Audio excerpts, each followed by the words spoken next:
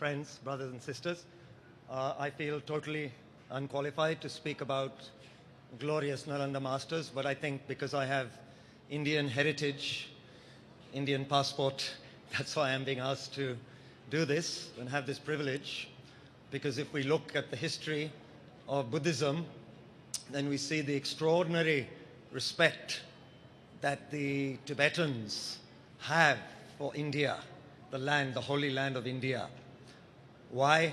Because Buddha Dharma started in India and was transmitted to Tibet from the 7th century onwards, due to the kindness of the early propagators, Shantarakshita and then Guru Padmasambhava and so forth.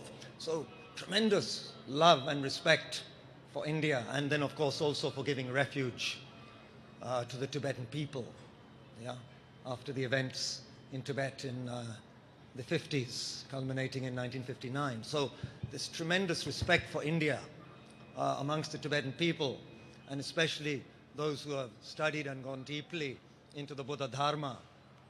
So that's why they've asked a total simpleton like me to just say a few words, maybe of encouragement and inspiration, to inspire our minds regarding the glorious masters of the Nalanda tradition who adorn the backdrop here. So, first of all, just to show the kind of respect, some of you may have heard of Milarepa and Marpa, his guru. So Marpa said, I was born in an inferior country. The land I'm going to is supreme. He says this if you read the life of Marpa. So it shows he feels that Tibet was an inferior place, and he's going to India to absorb the teachings and bring back the texts. Refers to India as a superior land. And then he took all those texts back to Tibet, and so many other translators and great beings. And so then made Tibet the repository of the Dharma. So why do we have these thankas here? Because they are the direct link between us today and Lord Buddha. Lord Buddha was an enlightened person with omniscient mind. But we in India today, we Indians, what link do we have with Lord Buddha? What do we really know about Lord Buddha's teachings?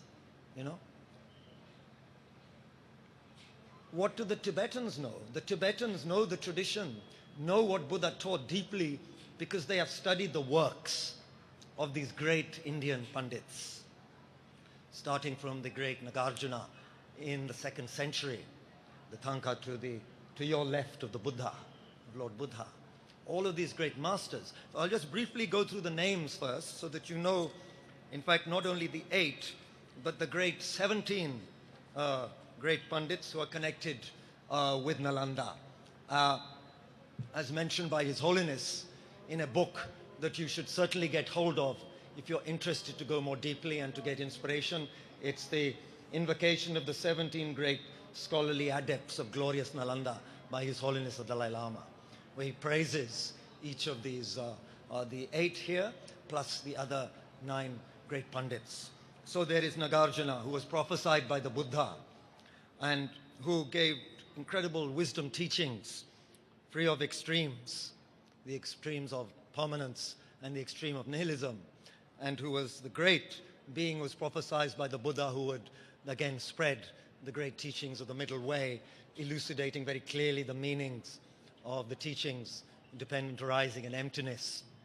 Then there's his great disciple from South India, Aryadev, who is the crowning jewel amongst the holders of this tradition of Nagarjuna's teachings.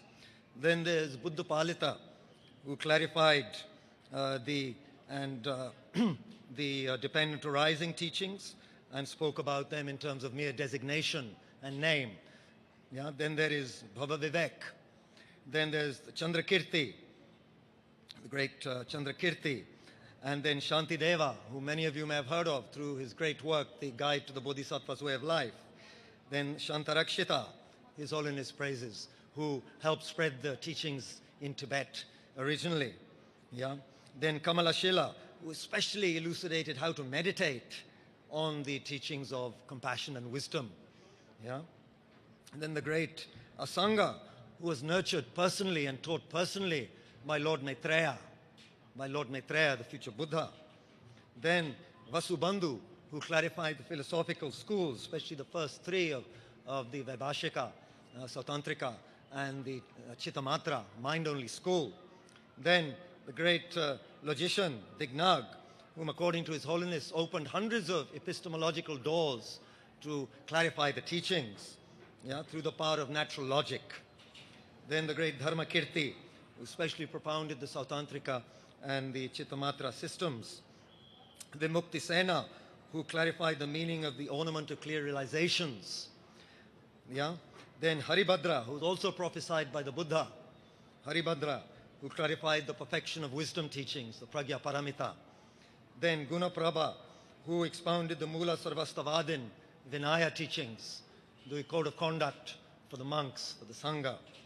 And then the great Shakyaprabha, an ideal Vinaya holder, according to His Holiness, who ensured the longevity of the flawless Vinaya through his teachings, through his systematic teachings. Then, of course, the great Jo Atisha, Dipanka Sri Gnan, who went to Tibet in the 11th century, although he knew it would cause his lifespan to be reduced, but who, on the inspiration of the Buddha Tara, went to Tibet to again clarify the teachings, dispel misunderstandings, purify the teachings that had already degenerated somewhat in Tibet by the 11th century.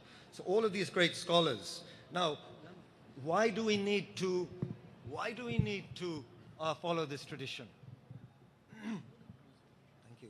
Why do we need to follow this tradition, ladies and gentlemen? As His Holiness says in this text, he says, at the present time, when in the ordinary world there is great advancement in the fields of science and technology, but we are also distracted by the hustle and bustle of our busy lives, it is extremely important that those of us who follow the Buddha should have faith based on knowledge of his teachings. Therefore, we should examine the reasons for it with an unbiased and inquisitive mind, analyzing them closely. So we all know the Buddha's example of checking gold very carefully, rubbing, burning gold to check that it's pure. There's an article in today's paper how many people in Bangalore somewhere were duped by some ordinary product passed off as gold. So if we need to check material substances so carefully, how much more we have to check the holy teachings to make sure that they are valid and that they can help. Sorry? Okay, His Holiness has arrived, so I will only say that Bangalore is information technology place. We need to make it inner technology place, where there is inner technology of wisdom and compassion as expounded by these great masters. And one of your monks from Karnataka is in the monastery studying this tradition from Bangalore, a monk from Bangalore studying this tradition. So you should be proud of him, who is upholding this ancient wisdom tradition of India.